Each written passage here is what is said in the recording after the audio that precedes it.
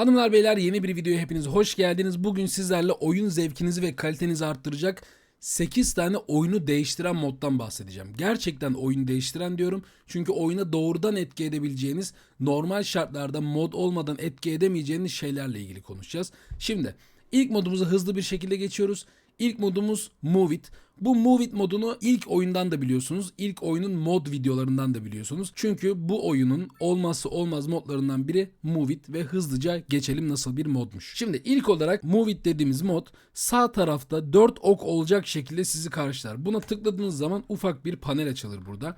Bunların ne olduğunu şöyle ufaktan bir bahsedelim. İlk modumuz single mod, yani burada tek bir tane alıp etrafta koşuşturabileceğiniz, burada hop hızlı hızlı oynayabiliyorsunuz. Bunun en güzel yanı bu. İstediğiniz objeyi alıp böyle etrafta gezdirebiliyorsunuz. Aynı zamanda shift tuşuna basılı tutarsanız burada çoklu seçim yapıp aynı şekilde hareket ettirebilirsiniz. Sol kliğe basılı tutarak, sağ kliğe basılı tutarak da buradaki şu ufak yuvarlağı baz alacak şekilde kendi etrafında dönmeye başlar. Bu da böyle. İkinci seçenek, buradaki dikdörtgen bir alan seçiyorsunuz ve bu alanın içindeki her şeyi burada oynatabiliyorsunuz. Bu kısımda buna yarıyor. Burada bir de manipülasyon modumuz var. Manipülasyon modu şöyle bir mod. Atıyorum, şurası otomatik seçili. Şuradaki yuvarlaklar önemli manipülasyon modda. Bunu alıp ben istediğim gibi şöyle açabiliyorum. Keskin bir dönüş. Bunu tamamen manipüle ediyorum burayı. Şöyle bak, daha genişten aldım. Sonracığıma şu kısmı alıyorum. Biraz daha genişletiyorum. Bu kısımda biraz daha. Şöyle burayı manipüle ediyorum. Yani kısaca. Şuradan aldın. Şunu da aldın. Şuradan gelsin mesela. Burada istediğiniz gibi oynayabilirsiniz. Şöyle burayı bu şekilde yaptım gibi düşün. Yani istediğiniz gibi oynayabilirsiniz. Kafanız neye eserse kafanıza göre takılabilirsiniz. Ama bu modun en çok kullanılan yanı, şöyle single moda tıklıyorsunuz ve burada bir binanın arasını kapatmak için kullanabilirsiniz. Atıyorum. Burada en çok kullanılan şey bu. Şuradaki ara bile, şuradaki boşluklar bile belki canınızı sıkıyordur. Mesela şurada gördüğünüz boşluk. Bunu alıp tık kaydırıp İstediğinizi yapabilirsiniz. Aynı zamanda sağ klikle döndürebilirsiniz. Belki yamuk koymak istiyorsun. Canın nasıl istiyorsa o şekilde alabiliyorsun. Bir de bu modun en çok kullanılan yerlerinden biri de, atıyorum siz iki tane bir şey inşa ettiniz ama bir tanesi böyle yer şekillerine karşı gelip şöyle bir alan oluşturdu. Bunu nasıl düzelteceksiniz? Bunu direkt olarak yanındaki diğer rüzgar gülleriyle aynı hizaya getirmek istiyorsunuz. Burada ben hemen o mod şeye tıklıyorum. Aşağıdaki kötü olan objeye tıklıyorum. Şuradaki objeyle aynı yüksekliğe getirdeki ikinci butona tıklıyorum ve hangi objenin yüksekliğine gelmesini istiyorsam ona tıklıyorum. Tık diye atıyor. Burada en çok kullanacağınız şeyler bu şekilde. Çok fazla uzatmadan bir diğer moduma geçeceğim. Bir diğer modum yine ilk oyundan bildiğiniz üzere Find It adındaki bir mod. Adından da anlayacağınız üzere oyundaki bütün objeleri tek bir klavye tuşuyla bulabileceğiniz bir yer. Atıyorum ki şöyle, burada Find It modu şurada büyüteç olarak çıkar karşınıza. Buradaki büyütece tıkladığımda beni böyle bir yer karşılıyor. Ben tenis kortlarının nerede olduğunu unuttum diyelim. Buraya tenis yazıyorum ve bana o an tenisle ilgili her şeyi çıkartıyor. Bak, benchleri, oturakları çıkartıyor, kort dikeylerini çıkartıyor, filesini bile çıkartıyor. Yani detaylı yapmak istediğiniz her şeyi buradan yapabiliyorsunuz. Normal tenis kortunu da buradan çıkartıyor. Başka ne diyelim? Atıyorum stadyum diyelim. Stadi yazdım direkt olarak. Stadyumda burada futbol stadyumunu çıkardı ve burada aynı şekilde bununla alakalı şeyleri çıkardı. Burada başka bir şey yazalım. Chair yazalım. Bana bir oturak lazım. Bana bir sandalye lazım. Burada bir sürü, bakın burada plaj yaparsanız bunları kullanabilirsiniz. Normal atıyorum çay bahçesi yapacaksınız, başka bir şey kullanabilirsiniz. Bu tür bir mod. Ama aynı zamanda şu da güzel yanı var. Buradan direkt olarak tıklayıp her şeyi zaten bulabiliyorsunuz. Burada spawnerlar vesaire, çiçekler, taşlar, bilmem ne, her şey var. Burada tek bir tuşla her şeyi bulabiliyorsunuz. Oyununuzda ne var ne yok her şeyi bulabiliyorsunuz. Bu da böyle bir mod arkadaşlar. Bir diğer modumuz ise anarşi modu. Anarşi modu bence Cities Skylines'ın olmazsa olmaz modlarından birinci sırada olabilir yani. Move It'ten bile önce olabilir. Bunun sebebi istediğiniz her şeyi her yere koyabiliyor olmanız. Bunu da hemen şöyle bir size göstereyim. Atıyorum şuradan bir tane ağaç aldınız. Ben buradan bir tane ağaç aldım. Gördüğünüz gibi kırmızı şeyler çıkıyor. Ben buraları koyamıyorum evin içine. Ama anarşiyi açarsanız şurada bir anarşi tuşu belirecek ya da klavye kısa yolu da atayabilirsiniz. Ben Alt A olarak kullanıyorum. Bunu açtığınızda her yere istediğiniz şekilde bir şeyler koyabilirsiniz. Yolun ortasına bile koyabilirsiniz. Çatıya koyabilirsiniz. Her yere istediğiniz, yani burada hayal gücünüze bağlı her şey. Şurayı mesela hemen şöyle yapalım. Şöyle bak, güzelleştireyim buralara. Daha tatlı bir görünüm gelsin buraya. Daha renkli bir şeyler bulalım. Şöyle bir şey yaptım mesela, hızlı. Bunu sileceğim tabii ki, ben böyle bir şey kullanmam. Ama şuraya istediğiniz gibi buraya çit de çekebilirsiniz. İstediğinizi yapabilirsiniz arkadaşlar. Anarşi modu bu şekilde. Başka anarşi ile ilgili unuttuğum bir şey var mı? Yollarda da geçerli bu. Yolu istediğiniz yerden çıkartabiliyorsunuz. Bir de en güzel yanı şu tarz şeyleri anarşiyle koyabiliyorsunuz. Burası bizim ilkokulumuz biliyorsunuz ki. İlkokulumuzun bahçesi burası. Hani çok detaylandırmamıştık ama. Burada kaydıraklar var. Çocuklar burada bir şeyler çizmiş tebeşirlerle. Salıncaklar var. 2 tane kale var. Burada maç yapabiliyorlardır muhtemelen. Gibi şeyleri anarşiyle, ya bir şeyi bir yere koyamıyorsanız anarşiyi açmanız yeterli. Sadece bunu bilmeniz çok daha ideal olur. Bir diğer modumuz ise Tree Control. Burada da adından anlayacağınız üzere ağaçlarla ilgili her şeyi kontrol edebiliyorsunuz. Burada ilk önce Options kısmını göstereceğim. Options'tan şöyle bir Tree Controller'ı bulalım. Burada bir seçenek çıkıyor size. Benim burada en çok kullandığım Disable Tree Growth. Yani burada ağaçların büyümesini durduruyoruz. Çünkü ağaçlar en son büyüyor ve ölüyor. Bu kapalı. Aynı şekilde burada başka bir sekmelerde maddelere bakabilirsiniz. Rüzgar kontrolünü yapabilirsiniz. Vanilyadaymış ama bunu ya böyle rüzgardan etkilenmemelerini sağlayabilirsiniz ya da rüzgardan çok fazla sallanmalarını sağlayabilirsiniz gibi şeyler var. Onun dışında şöyle bir şey var. Buraya tıkladığınız zaman şuradaki setler var. Bak şimdi. Şöyle gösteriyorum. Bunun en tıfılı buymuş. Pardon, en tıfılı o değil. En tıfılı bu. Bak, anarşiyi açmam lazım bunu yapmak için. Sonra bunu seçiyorum, ortancası. Sonra en büyük halini seçiyorum. Sonra ölü halini seçiyorum. Böyle. Burada 5'i de bu şekilde işlev yapıyor. Ben tabii ki şunu kapattım daha demin. O yüzden büyüyüp ölmüyorlar. Çünkü gerçekten simülasyonla beraber hani küçükten başlıyor, doğuyor, büyüyor ve ölüyor. Klasik bir bitki, bir ağaç yaşantısı yani.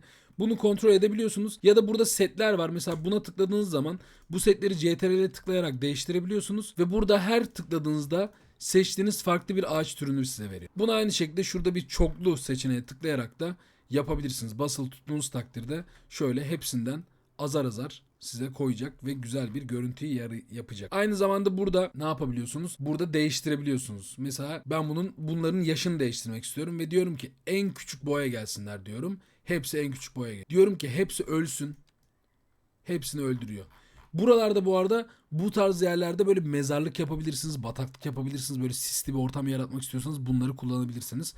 Bu tamamen sizin hayal gücünüze bağlı olan bir şey. Bir diğer modumuz Better Bulldoze. Burada bildiğiniz klasik, aslında şöyle göstereyim hemen. Bulldozer'e tıkladığınız zaman klasik ne yaparsınız? Tık tık tık siliyorsunuz. Ama bu Better Bulldoze'da her şeyi ayarlayabiliyorsun. Mesela burada sadece diyorum ki surface'ları sil. Ya bu surface'ları sil ne demek biliyor musunuz? Şöyle bir mesela gösterebilirsem size, bizde var mı surface şöyle etrafta? Olmadı bulurum. Şöyle bulalım. Bak şimdi surface dediği kısım ne biliyor musun? Şu aslında böyle çizdiğimiz alanlar oluyor ya bizim. Bunlar surface olarak geçiyor. Yani bunu tıkladığın zaman ve şunu açtığın zaman bunu silebiliyorsunuz. Ama bunun güzel yanı asıl şu. Ben bu surface'ı yaptım. Ben bu surface'ın üstüne ağaç koymak istiyorum, tamam mı? Ben bu surface'ın üstüne ağaç koydum. O kadar çok ağaç var ki çok sıkıntıya girdim, atıyorum. Böyle bir şey, bu garip üst üste falan bindi ama. Better Bulldoze açıyorum, diyorum ki ben sadece ağaçları silmeni istiyorum. Bak, surface'a tıklamıyor. Sadece ağaçlara tıklıyor. Görüyor musunuz? Bu güzel yanı. Veya şöyle yapalım. Ben buranın çitlerini beğenmedim. Bu benzin istasyonunun çitleri veya şu evin çitleri bana göre güzel değil. Buradan hemen olarak buradan buluyorum ne olduğunu. Burada mesela açık duruyor diyelim. Şuna tıkladığım zaman burayla alakalı olan yerleri gösteriyor bana. Şuraya tıkladığım zaman invisible yolları falan silebiliyorsunuz. Şuraya tıkladığınız zaman da burada gördüğünüz gibi ilk baştaki sub elementler, buradan direkt bunu silebiliyorsunuz sadece. Mesela binaya dokunmuyor. Sadece sub element dedikleri bu fence'e vesaire tıklıyor. Bu tür bir şey, bu da bence gayet güzel. Bir diğer modumuza gelecek olursak bu modda Advanced Line Tool. Advanced Line Tool ne işe yarıyor arkadaşlar? Bu da bence çok işlevsel bir mod. Şunu bir sileyim de benim, çünkü bunu sonra silerim. Bu benim gerçek save'im olduğu için şimdi bok etmek istemiyorum etrafa. Hop, çok pardon. Advanced Line Tool'da şurada gördüğünüz gibi aşağıda çıktı. Ben bir tane ağaç seçtim. Mesela güzel bir ağaç seçelim. Şöyle palmiye seçtim. Palmiyenin de en büyük modunu seçtim. Ama ben bunları tek tek böyle tık tık tık tık diye koymak istemiyorum. Advanced Line Tool'u indiriyorum. Şuradan dümdüz çizgi çekeceğime tıklıyorum ve bunu çekiyorum. Aynı zamanda burada gördüğünüz gibi spacing diye bir kısım var. Ben bunu mesela 10 metreye çektiğim zaman daha fazla yapıyor. İstediğim şekilde ayarlayabilirim bunu. Veya burada ne yaptım? Şöyle curve gitsin istiyorum. Şöyle döndürmek istiyorum. Sanki yol çekiyormuş gibi. Bunu da bu şekilde yapıyorum. Her şeyi kullanabilirsiniz. Ama bunun en güzel yanlardan biri de cheat çekerken oluyor arkadaşlar. Ben şurada mesela cheat var burada. Neredeymiş o cheat? Gel cheat. Şurada mesela cheat'i aldım. Ben bu cheat'i böyle döndürebilirim istediğim gibi. Bu normal cheat'te de olur. Yani burada cheat'ler olması lazım ama bulabilirsek çok güzel olur.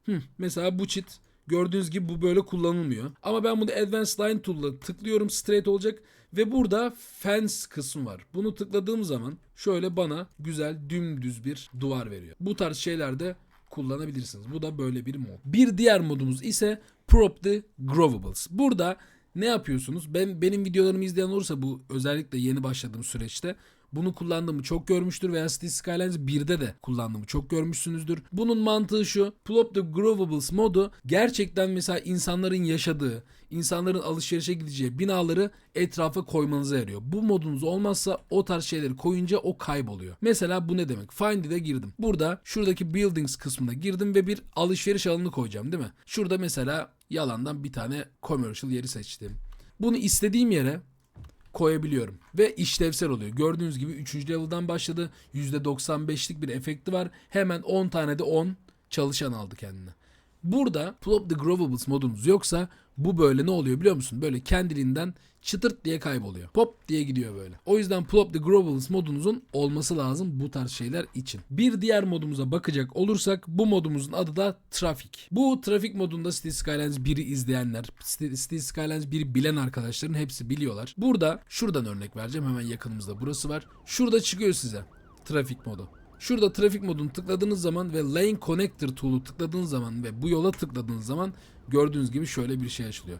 Ben diyorum ki ben bu soldan araçların gitmesini istemiyorum birader. Ben bunu kaldırıyorum. Artık bak bu taksi sola gitmeyecek. Giderse de trafik kurallarına aykırı hareket ediyor olacaktı. Ama aklı başına geldi. Bak güvenlik kamerasını izlediğini fark et. Gördüğünüz gibi artık bu araçlar sola dönemeyecek.